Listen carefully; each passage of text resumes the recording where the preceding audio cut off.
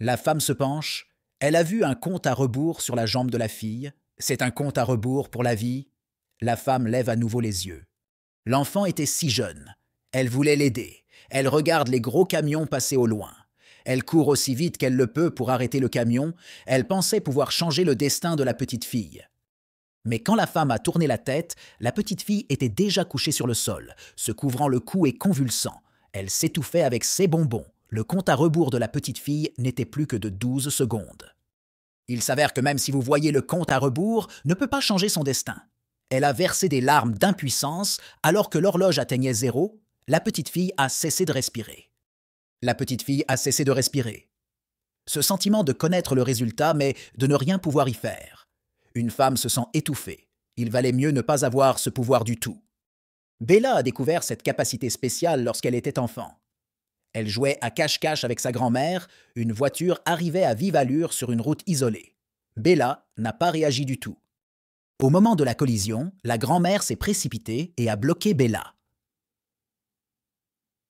La tête de la grand-mère a saigné abondamment sous l'impact. À ce moment-là, la main de grand-mère est apparue. Il ne reste que 9 secondes au compte à rebours. Mais Bella ne savait pas ce que c'était. En regardant le temps s'écouler jusqu'à 0, grand-mère ferma complètement les yeux. Depuis ce jour, Bella a soudain senti que le monde était un endroit étrange. La vie de tout le monde était en train de se décompter. Cela lui donna le vertige. Et à partir de ce moment-là, il a commencé à porter des lunettes de soleil pour garder sa paix d'intérieur. Soudain, le bus a freiné. Bella est descendue du bus pour voir. Il y avait une série d'accidents de voitures devant lui. Il était figé. Il a enlevé ses lunettes de soleil. Il voulait monter pour voir si l'accident était grave. Celui-ci a encore 54 ans à vivre. Celui-là a encore 40 ans. C'est alors que Bella a soudain vu un vieil homme. Il se tenait debout, mais il ne lui restait qu'1 minute et 43 secondes à vivre.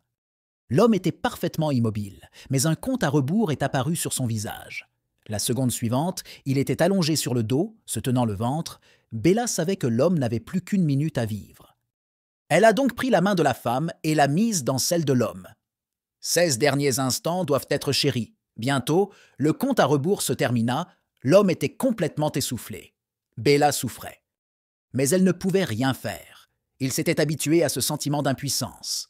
Il ne lui reste que 167 jours à vivre, comme il ne pouvait rien y changer. Rendons les derniers jours de sa vie excitants. Ce jour-là, il est allé à la plage pour plonger.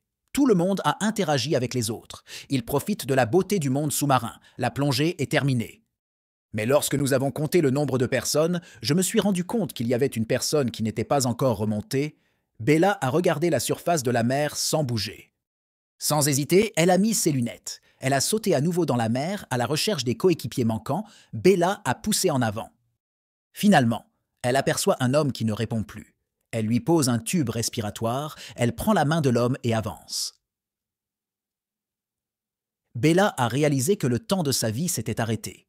Avant qu'elle ne puisse y penser, une énorme vague les a submergés tous les deux. Quand Bella s'est réveillée, l'heure sur sa main tournait toujours. L'image de l'horloge s'arrêtant n'était donc qu'un rêve. Lorsqu'elle vérifia à nouveau l'heure, une fois de plus, elle constata que le temps s'est arrêté. Jacques a poussé la porte à ce moment-là. Jehoun le remerciait de l'avoir sauvé hier. Bella réalisa soudain. Tant qu'elle restera avec cet homme, l'horloge s'arrêtera. Pour le vérifier, il s'est précipité dehors. L'horloge dans sa main s'est remise à bouger. Et avec Jacques qui se tenait derrière lui. Et l'horloge s'arrête à nouveau. Et il a commencé à se faufiler vers Jacques, parce que c'est ce qui l'a gardé en vie.